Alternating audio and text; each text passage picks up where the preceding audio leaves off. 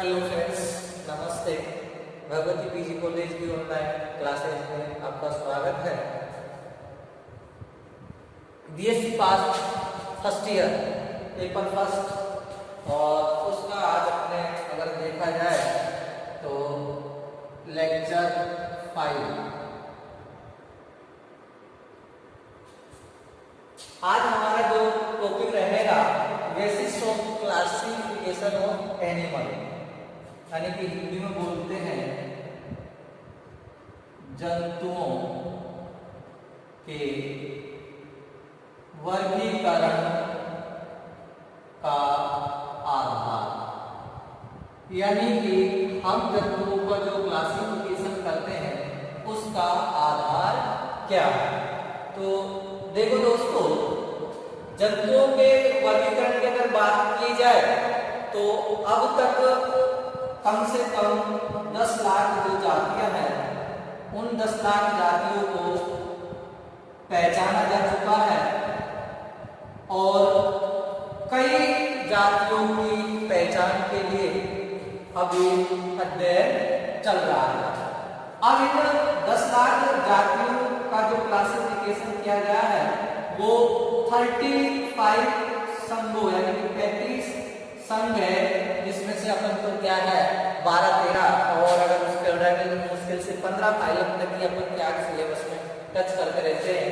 अगर इसकी जंतु विज्ञान की बात की जाए तो 35 फाइलम यानी 35 फाइलम के अंतर्गत है 10 लाख जातियों की पहचान की जा चुकी है। साथ में अगर मैं बात करता हूँ कि सभी जो जातियां होती है उन सभी जातियों को मुख्यतः 2 संघों के अंतर्गत ही हम बांटते हैं। जैसे अगर देखा जाए तो एक होता है कशेरुक और एक होता है कशेरुक। ये 2 ही के अंतर्गत ही हमने संपूर्ण जो जंतु जगत है उसको बांट रखा है। कशेरुक की अगर बात की जाए तो इसके अंतर्गत कम से कम 30 फाइलम है और 30 फाइलम के साथ साथ ही इसमें 90% जो जंतु है उनको रखा गया है। और कशेरुक के अंतर्गत मुख्यतः 5 फाइलम है और 50% जो जंतु है उनको क्या नाम से 5% जो जंतु है वो कशेरुक के अंतर्गत रखे गए। तो अब हम बात करते हैं यहाँ अकशेरुक जो जंतु होते हैं उनको वर्गीकृत जिन महत्वपूर्ण लक्षणों के आधार पर किया गया है। अकशेरुक जंतुओं का वर्गीकरण जिन महत्वपूर्ण लक्षणों के आधार पर किया गया है उनमें से कुछ निम्न इस प्रकार से है।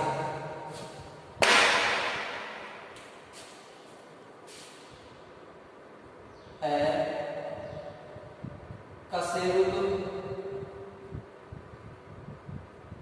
जंतुओं को वर्गीकृत किया गया है उन लक्षणों में से मुख्य लक्षण निम्न है। यानी कि अकशेरुक जंतुओं का जो वर्गीकृत या अपन कह सकते हैं को जो वर्गीकरण किया गया है महत्वपूर्ण लक्षणों के आधार पर, यानी कि अकशेरुक जंतुओं को वर्गीकृत किया गया है महत्वपूर्ण लक्षणों के आधार पर वर्गीकरण किया गया। इसमें लाइन को अपन जोड़ सकते हैं महत्वपूर्ण लक्षणों, ज्यादा बड़ा हो जाता है, लक्षणों के आधार पर। ये भी अपन इसमें सेंटेंस है, ये तो ऐसी कोई बात नहीं है, लेकिन अपन को तो मुख्य तो जो लक्षण है उनके बारे में चर्चा करनी है। तो अकशेरुक जंतुओं को महत्वपूर्ण लक्षणों के आधार पर वर्गीकृत किया गया है और उन लक्षणों से मुख्य लक्षण है वो निम्न है। और उन लक्षणों में से मुख्य लक्षण की हम बात करते हैं तो सबसे पहले जंतुओं के अंतर्गत कोशिकाओं की जो संख्या होती है उसके आधार पर हम वर्गीकरण करेंगे। तो कोशिकाओं की संख्या के आधार पर जंतुओं में कोशिकाओं की संख्या, यानी कि number of cell in animal, यानी कि जंतुओं के अंतर्गत जो कोशिकाएं होती है उन संख्या के आधार पर हम जंतुओं को केवल दो भागों में बांट सकते हैं। एक के अंतर्गत तो आता है एक कोशिकीय और एक के अंतर्गत आता है इसमें बहु कोशिकीय। एक कोशिकीय से मतलब है इन जंतुओं का जो शरीर होगा वो एक सेल से मिलकर बना होता है। और एग्जाम्पल के लिए फाइलम प्रोटोजोआ, प्रोटोजोआ। बहु कोशिकीय के अंतर्गत है जो आप प्रोटोजोआ से अगर लेते हैं तो पोरीफेरा,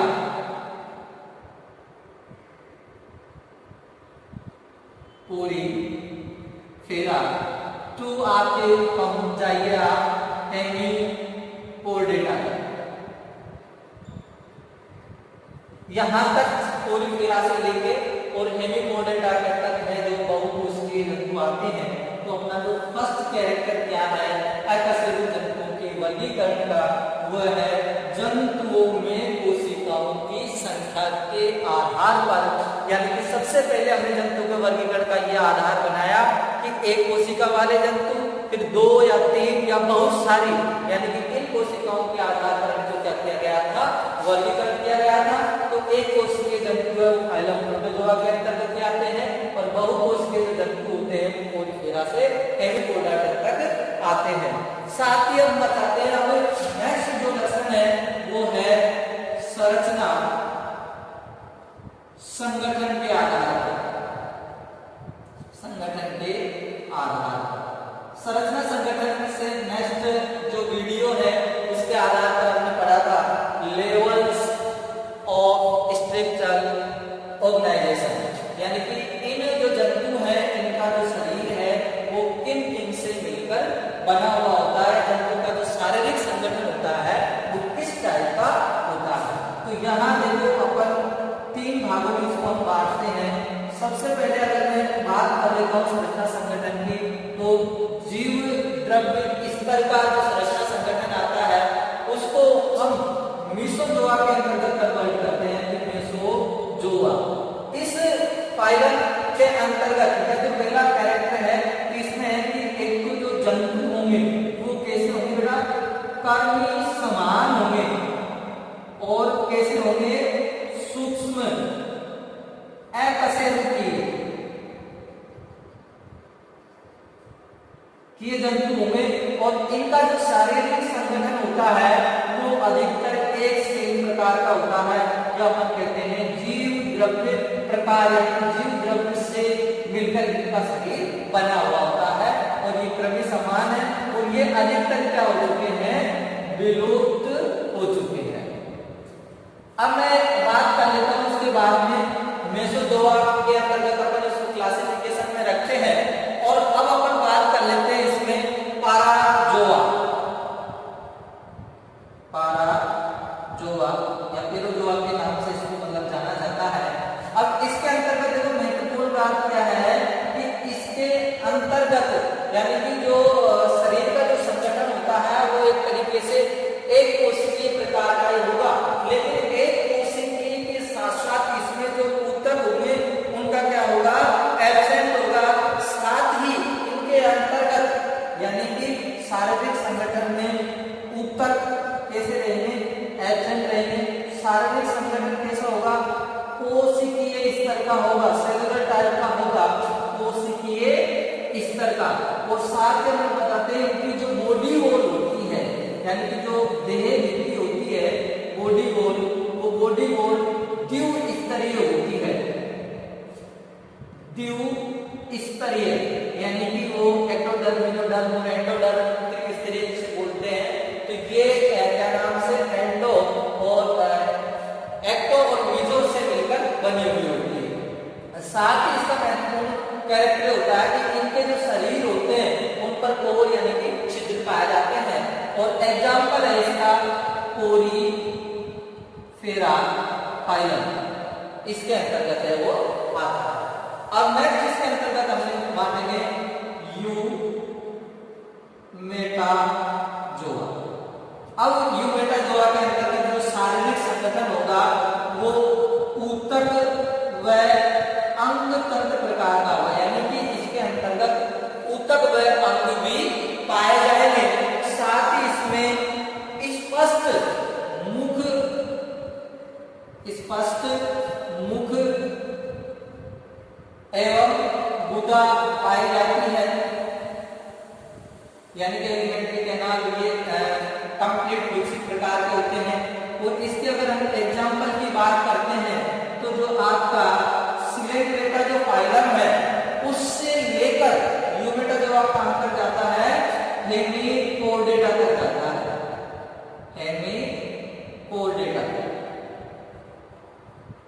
तो इस प्रकार से हमने दूसरा कैरेक्टर क्या पढ़ लिया, संरचना संगठन के आधार पर, यानी कि एक जो मेसोजोआ के अंतर्गत रखा है, इसके अंतर्गत मेसोजोआ जो फाइलम ही है, क्रमी समान तंतु है और छिद्र प्रकार का शारीरिक संगठन होता है। दूसरा पैराजोआ है, इसमें ऊतक एजेंट रहते हैं, सेल से मिलकर बना हुआ होता है, साथ ही द्विस्तरीय गुंडीबोल इसके अंतर्गत पाई जाती है। और ये ऊतक अंग सेल कोशिकाएं तीनों का सम्मिलित रूप अगर पूछा जाए तो वो कौन सा है, यूमेटाजोआ होता है। अब अपन इसके थर्ड कैरेक्टर पर हम जैसे ही चलते हैं, थर्ड कैरेक्टर आएगा अपने पास सिमेट्री। इसको बता देता हूँ। सिमेट्री की हम जैसे ही बात करते हैं, हिंदी में इसको बोला जाता है सममिति के आधार पर जंतुओं का वर्गीकरण किया जाता है।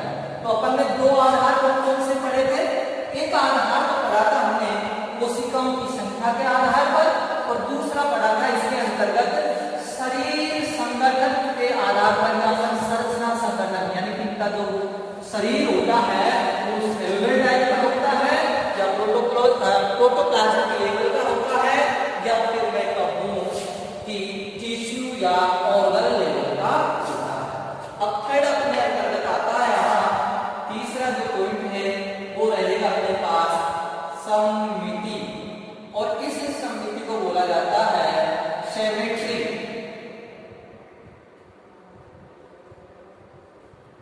सिमेट्री समिति, और इस समिति के अंतर्गत क्या है, पहले अपन शब्द से समझेंगे। समिति का मतलब क्या है, आपकी जो शरीर संरचना है उस शरीर संरचना की ज्यामितीय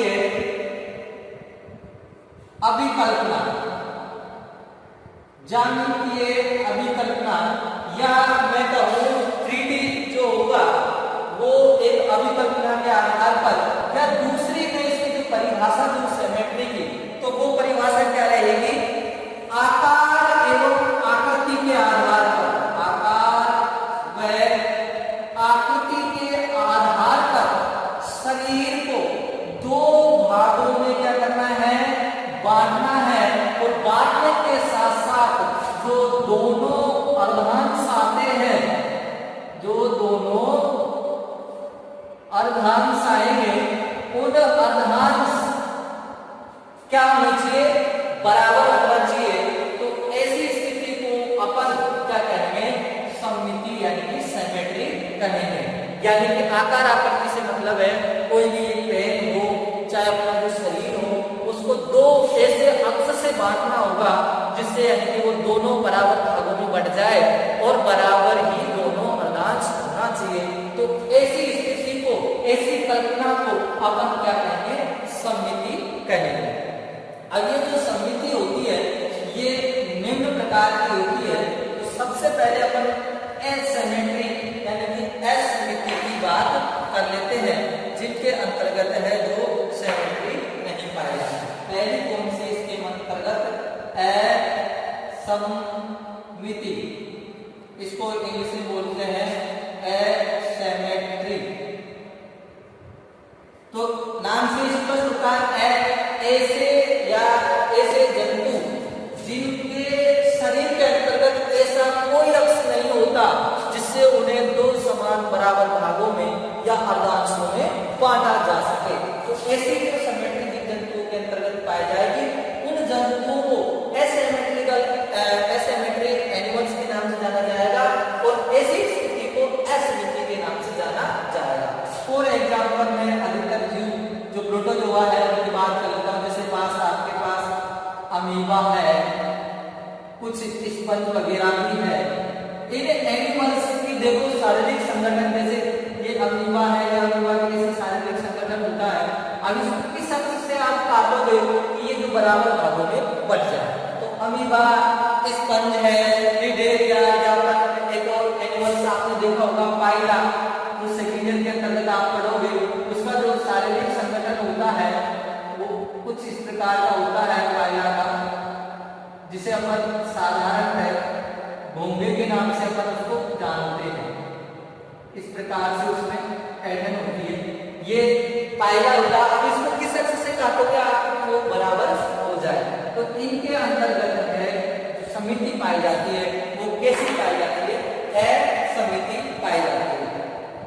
सेकेंड नंबर के अंतर्गत अपन लेते हैं, तो इसके अंतर्गत आएगी गोलीय समिति।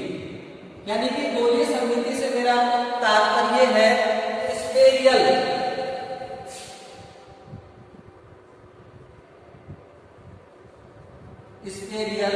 सिमेट्री। यानी कि इन जो जंतु होते हैं, इन जंतुओं का शरीर गेंदनुमा होता है। गेंदनुमा यानी कि जो गेंद होती है उसकी तरह क्या होता है, गोल होता है। और इनके जो शरीर को किसी भी अक्ष से अगर अपन काटे तो सभी जो भाग होते हैं वो क्या नाम से एक केंद्र से काटने पर दो एक जैसे जो भाग प्राप्त होते हैं। लेकिन इनको केंद्र से अगर अपन काट देंगे तो ये दो एक जैसे भाग तो हमको प्राप्त हो जाएंगे, परंतु ये जो भाग होंगे वो एक जैसे नहीं होते।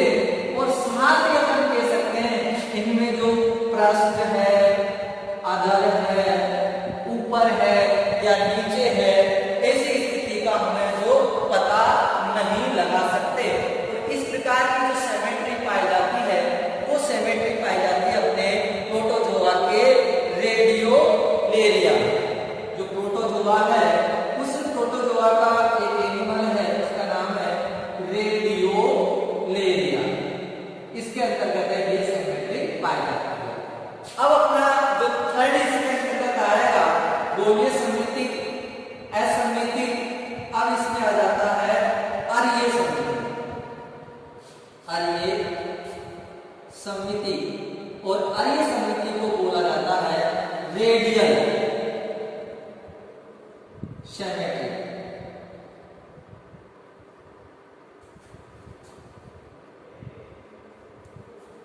रेडियल सिमेट्री अरीय समिति के, यानी कि इंग्लिश में इसको बोला जाता है रेडियल और हिंदी के अंतर्गत इसको बोला जाता है क्या, अरीय समिति। अब इस समिति के अंतर्गत देखेंगे कि केंद्र से जो जंतु का जो शरीर होगा, उस जंतु के शरीर का जो केंद्र होगा, उस केंद्र से खड़ी या उदग्र काटने पर, यानी कि उसके शरीर को इस प्रकार से अगर काटा जाता है और काटने पर वो दो समान बराबर भागों में बट जाता है। दो समान बराबर भागों में क्या जाएगा, बढ़ जाएगा। लेकिन दायां राइट एंड लेफ्ट बाएं का पता नहीं हो, यानी कि दाएं और जो बायां भाग होता है उसका हम पता नहीं लगा सकते। लेकिन इसमें जो ऊपर वाला जो भाग होता है उसको, यानी कि ऊपर वाला जो भाग होगा उस ऊपर वाले भाग को मुख तल के नाम से जानते हैं, जिसे ओरल सरफेस कहते हैं। और जो नीचे वाला भाग होगा उसको अपर मुखीय तल के नाम से जाना जाता है।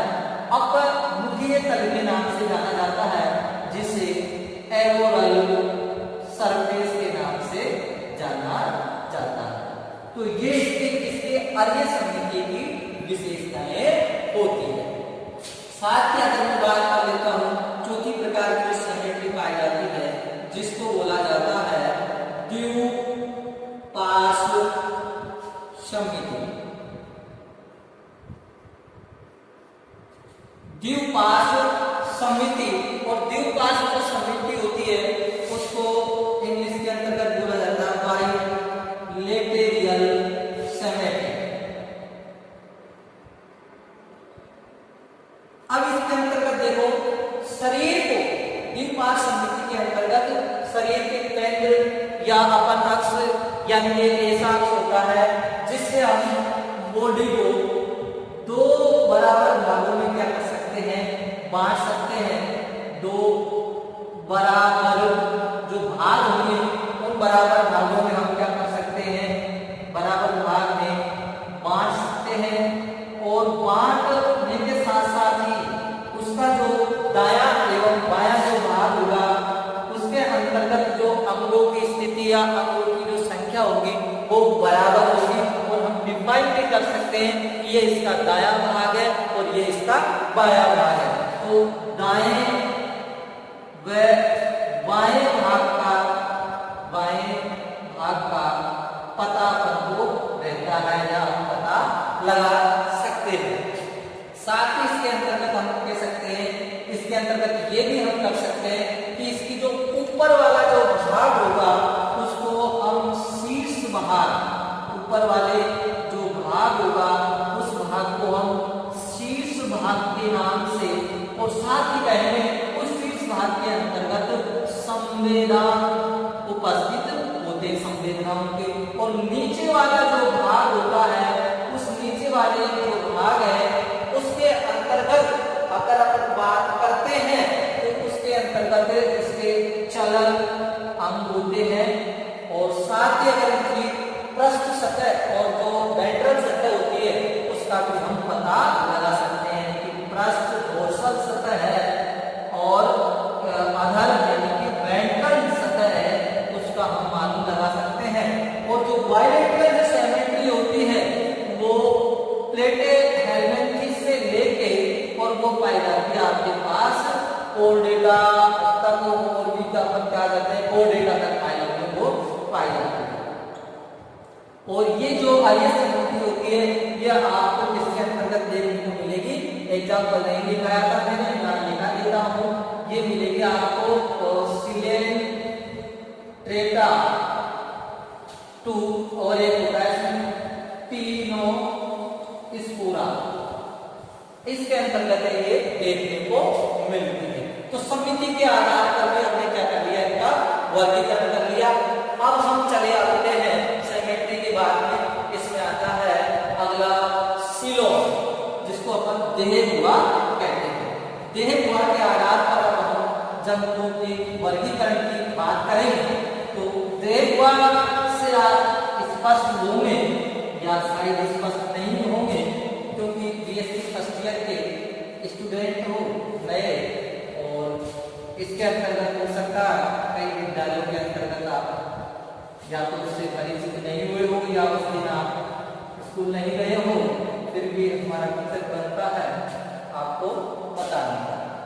तो थर्ड तो अपना हो गया सिमेट्री, याद करें देखो पहला कौन सा, कोशिकाओं की संख्या, दूसरा शरीर संगठन के आधार पर, तीसरा समिति, और चौथा हमारा जो पॉइंट आता है वो आता है देह गुहा, जिसको हम बोलते हैं सीलोम।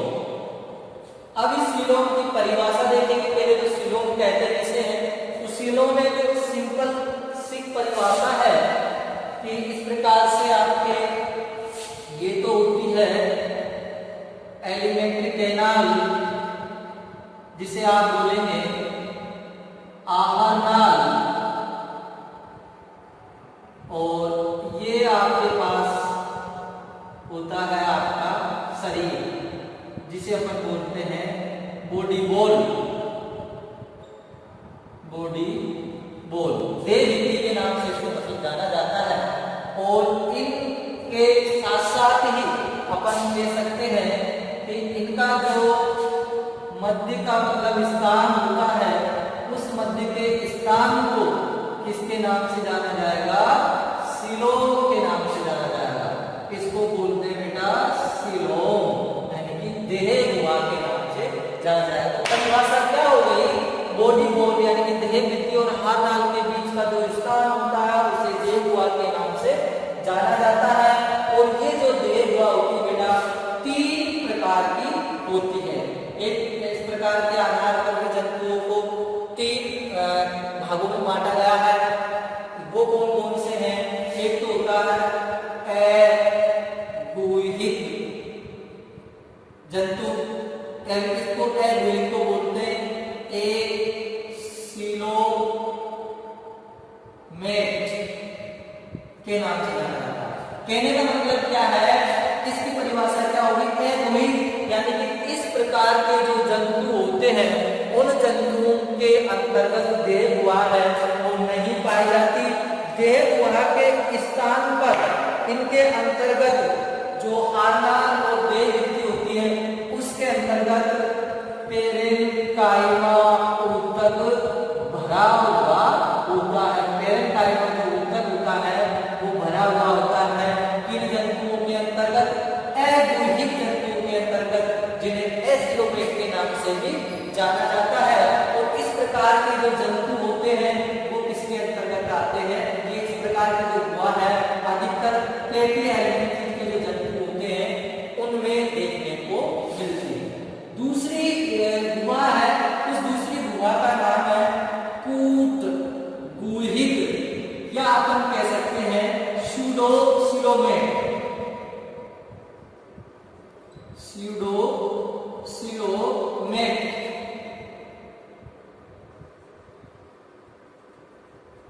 स्यूडोसिलोमेट कूट गुहिक जंतु उन जंतुओं को कहते हैं कि इनके अंतर्गत जो देह गुहा होती है उस देह गुहा का निर्माण किससे? मेसोडर्म से ना होकर ब्लास्टोसील से होकर होता है। ब्लास्टोसील से अगर होता है तो इस प्रकार की देह गुहा को कूट गुहिक के नाम से जाना जाता है। और इस प्रकार की जो गुहा होती है वो पाई जाती है एस्के एल्मेंथिज के जो जंतु होते हैं उनके अंतर्गत है, ये देखने को मिलती है। थर्ड अपना जो टाइप आता है वो इसके अंतर्गत आता है वास्तविक देह गुहा, या मैं कह सकता हूं इसको वास्तविक देह गुहा को सिलोमेट के नाम से भी अपन इसको जान सकते हैं। सिलोमेट। अब इसके अंतर्गत क्या हुआ? देह गुहा का जो निर्माण होगा, देह गुहा का जो निर्माण होगा वो निर्माण किसके द्वारा होगा बेटा? मेसोडर्म के द्वारा होगा। और मेसोडर्म से बनने वाली जो गुहा होती है उसको वास्तविक या सिलोमेट गुहा के नाम से जाना जाता है। और ये जो वास्तविक सिलोमेट जो गुहा है ये आपके पाई जाएगी आर्थ्रोपोडा, एनेलिडा, मोलस्का, इकाइनोडर्मेटा, एनिमोडेटा और कोर्डेटा। इन फाइलों के अंतर्गत है, इन फाइलों के अंतर्गत है, ये देखने को मिलती है। और वास्तविक देह गुहा को फिर 2 टाइपों के अंतर्गत भी बांटा गया है। फर्स्ट जो टाइप होगा उसको बोलते हैं दीर्घ गुहिक और इसको बोलते हैं आंतरिय गुहा। इस दीर्घ गुहा का निर्माण होगा वो मेसोडर्म के फैलाव से होगा। किससे होगा? मेसोडर्म के फैलाव से, या आप कह सकते हैं मेसोडर्म के विपाटन से इसका निर्माण होता है। तो इंग्लिश के अंतर्गत इसको बोला जाता है साइलोसिलोमेट के अंतर्गत ये देखने को मिलती है। और ये जो होते हैं अधिकतर ब्यूटोरेस्टोमिया, या मैं कहूँ ये जो गुहा पाई जाएगी वो पाई जाती है आपके पास एक तो हेमिकोडेटा, इकाइनोडेटा और कोर्डेटा के अंतर्गत देखने को मिलती है। और इस आंतरिक गुहा है इसको बोला जाता है एंटेरोसिलोमेट। जो एंटेरोसिलोमेट के जो जंतु होते हैं इनका जो निर्माण होता है वो मेसोडर्म के इससे होता है पोस्टो या पाउचो से होता है, पाउच से होता है। यानी कि जैसे ये आप बॉडी बोल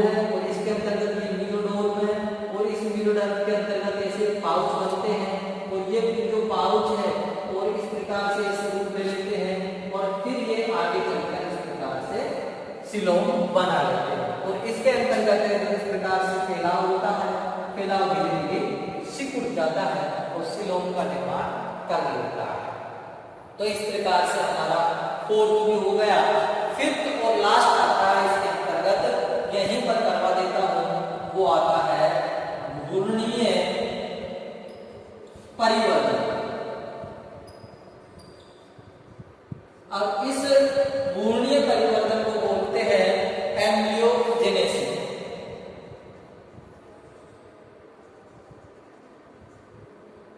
एम्ब्रियोजेनेसिस के अंतर्गत इस आधार पर जो जंतु होंगे उन जंतुओं को कितने भागों के अंतर्गत बांटा गया है, इस आधार पर जंतुओं को दो ही भागों के अंतर्गत है जो बांटा गया है।